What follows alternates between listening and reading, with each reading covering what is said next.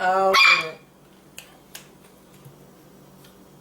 unless tomorrow I have a physiotherapist either at 7:40 in the morning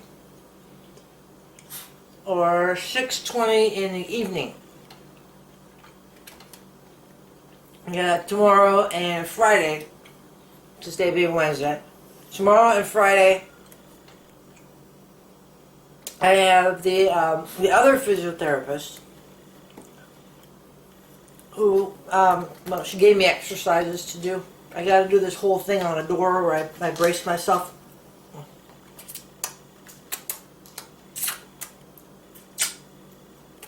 I can't eat noisy. It makes me feel weird. I'll do better. I have to brace myself on a door standing up, and I have to like raise my arm slightly, like this, because and then lower it. And I got to do 8 of those. Wait a minute, and then do 8 more. Truthfully speaking, I do 8 of them. It starts to hurt. I wait the minute, and then my mind goes, "Oh look, a bunny," and then I wander off. There's another exercise that I do after that one. It's basically the same thing. This is wall. This is chinking. No, this is on the wall. But I have to put my arms at a 45 or 15-degree angle, and I'm supposed to go outwards, like do a hallelujah. Can you hear me? And bring it back. And hallelujah. And then I do that. But you have to be against the wall. And the minute that she assigned it to me, I'm like, do I have a wall? Because I've got a painting here. I've got a painting there. I've got a window. I've got, the redneck thumbs up shelf is actually over there. I'm actually about 60 degrees from where I usually sit to do the redneck vlogging. Well, actually, you would see right back there that the credenza is absolutely covered with every single piece of paper I could find in the entire apartment. Well, no, not really, because I got boxes of book notes that I'm supposed to be writing, but not happening. Typing, and then I try to type, and then this happens. When you type, you can't type because somebody comes in and they add a all over the keyboard, and you don't have time to keep fixing it. So, I'm getting stuff organized, but like I said, I've lost my train of thought. Wall. Okay, and so I had to find a wall. And I was sure that I had one somewhere, so I went into the entrance, and then there's the alarm box, and there's a door, but the wall is not wide enough to do the hallelujah move.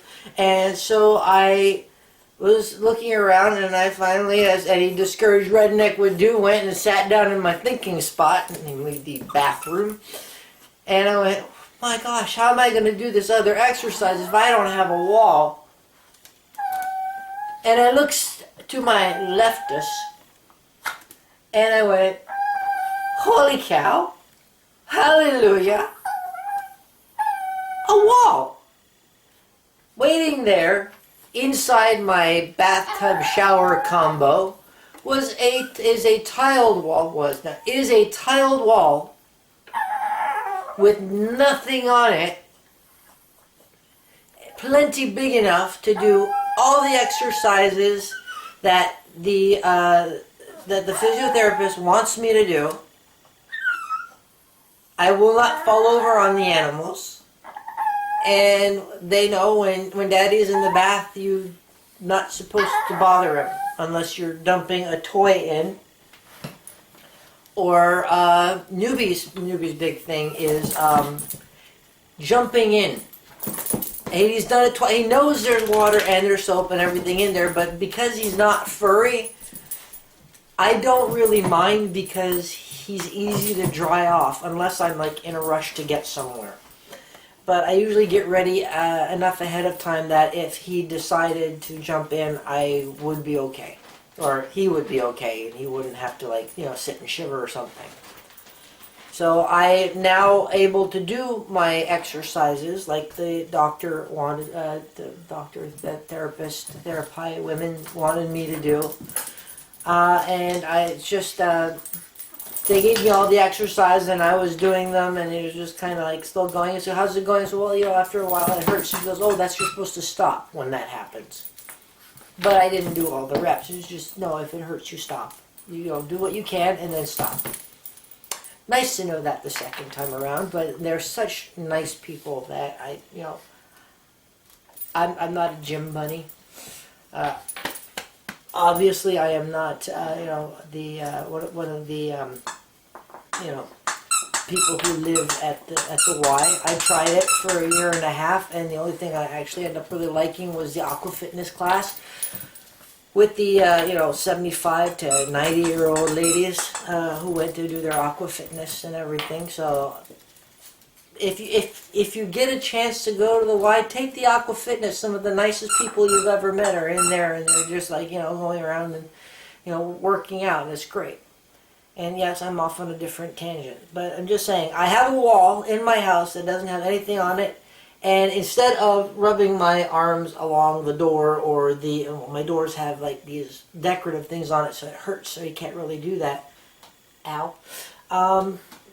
And I can't, and I don't want to be rubbing my arm on my painted walls anyway. So the tile wall in the bathroom presenting itself to me in my thinking spot was really the best that I could have hoped for. So yeah, long story longer. I'm doing the exercises I'm supposed to. I'm on a bit of a hiatus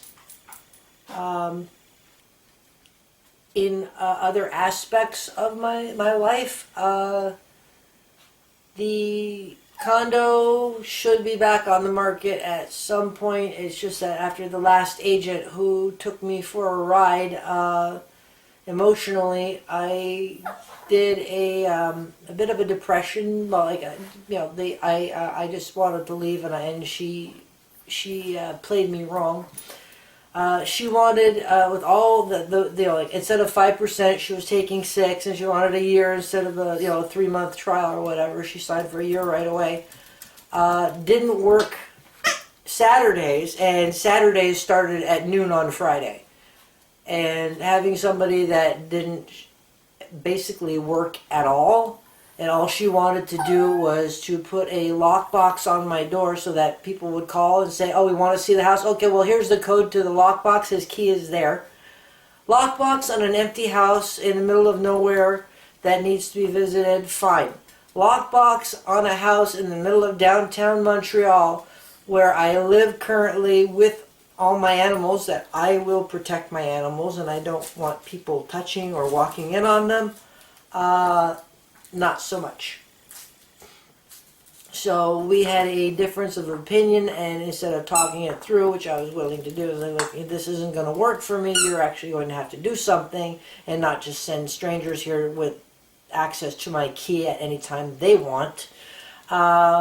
She came while I wasn't here, took her sign down, and sent me the papers to say, I don't negotiate, and I don't, I prefer to cut my losses and just leave.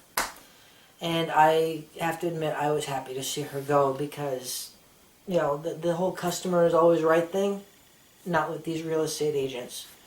Because the ones I had, the few I had before that, one of them says, in your area there's so many condos, the market is saturated, that people have had to drop their pants and take it. So you're going to have to drop yours just like everybody else.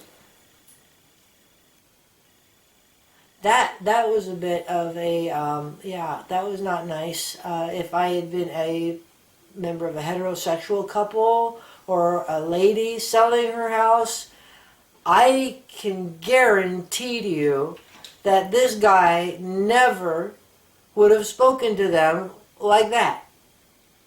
But being as I am a single guy, and okay, yes, I'm gay, non-practicing. Sorry, that was somebody wanting to ask me a few questions and have a survey, you know, at 7 something at night. So I said no. Like I was saying, let's just say selling a condo in Montreal that is a big undertaking because nobody is willing to undertake it. And when you have one, they mess stuff up so that your condo looks unsellable because of them changing the price. Like they come to you and they say, your condo is worth this much. The city evaluates it at this, but we say put it out on the market at this price. Okay. A week, not even 2 weeks later, well, you know, we may have overestimated what we should put as a starting price. We could always talk them up afterwards, and you should believe you should put your price down to this. Yeah, but that's like $20,000 less. No, trust us. We are the experts here. You just do what we tell you to, and you'll be fine.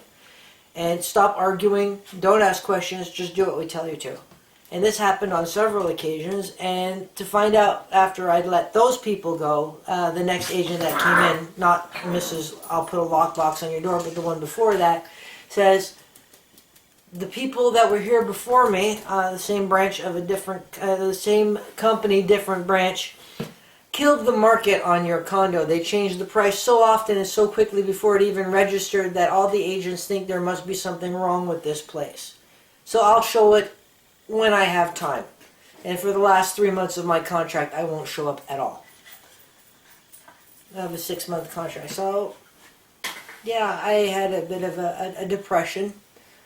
And, you know, other recent stuff should probably have sent me, should probably put me, it's only been a week, so put me in a backwards spiral again. No.